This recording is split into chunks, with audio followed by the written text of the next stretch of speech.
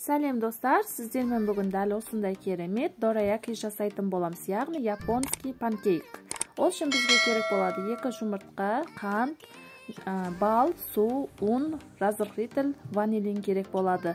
Құрғақ ыдысымызға 2 жұмыртқамызды салып аламыз. Енді үстінен шекерімізді салып, артынан бір ас қасық балымызды саламыз және 3-4 тамшы ванилинімізді салып аламыз. Мен осындай ванилин қолдандым, ал сіздер қалағаныңызды қолдана аласыздар. Енді венчиктің көмегімен жақсылап араластырып аламыз.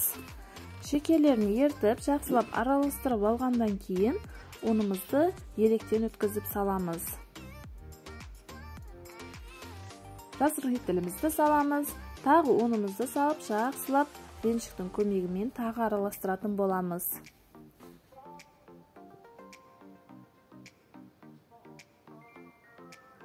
Өте дәмді, жұмсақ болып шығатын дораякилер болады. Міндетті түрде дайындап көріңіздер. Ал енді суымызды салып, тағы араластырып, үстін жауып 10 минутке қалдырамыз.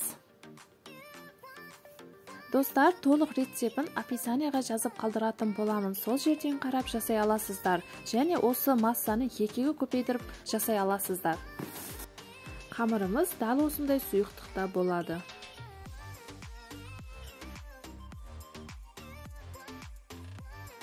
Он минут демалдырып алғаннан кейін табамызды газға қоямыз. Кішкене май жақтым, ал сіздер май жақпасаңыздар да болады, жақсаңыз да болады. Енді дәл осылай салып аламыз табамызға. Үстінен дәл осындай пузырьоктар пайда болады. Сол кезде уже піскенін білесіздер. Артқы жағын аударамыз.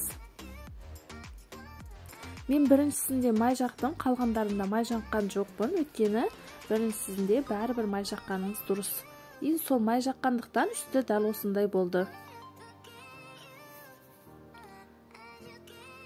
Өзі көтеріледі, үсті көтерілгеннен кейін сразу аласыздар, күйіп кетуі мүмкін. Газдың астын төмен етіп қойыңыздар.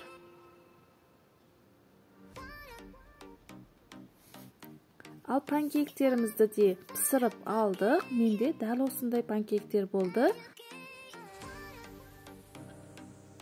Енді размерлерін бір-біріне туралап алғаннан кейін панкейктеріміздің ішіне дәл осындай шоколадты паста қолдандым. Ал сіздер дәл осындай қолдансаңыздар болады, немесе шоколадты ертіп алып қолдансаңыздар да болады. Енді шеттерін дәл осылай басып-басып бір-біріне жабыстырып шықтым. Қорқпаңыздар, бір-біріне жабысатын болады, сондықтан да дәл осылай жабыстырып алыңыздар. Негізі біреуінің өзі өте тойымды екен, ал сіздер көбірек жасағыларыңыз келсе, массаны көбейтіріп жасасаңыздар болады. Менде дәл осындай 4 штук шықты.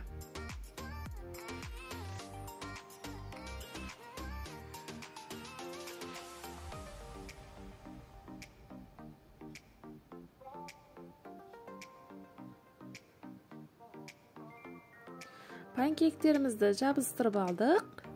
Іштері де дәл осындай керемет болып шығады. Міндетті түрде жасап көріңіздер. Балаларыңызда сүйіп жейтін өте дәмді тәттілер болады.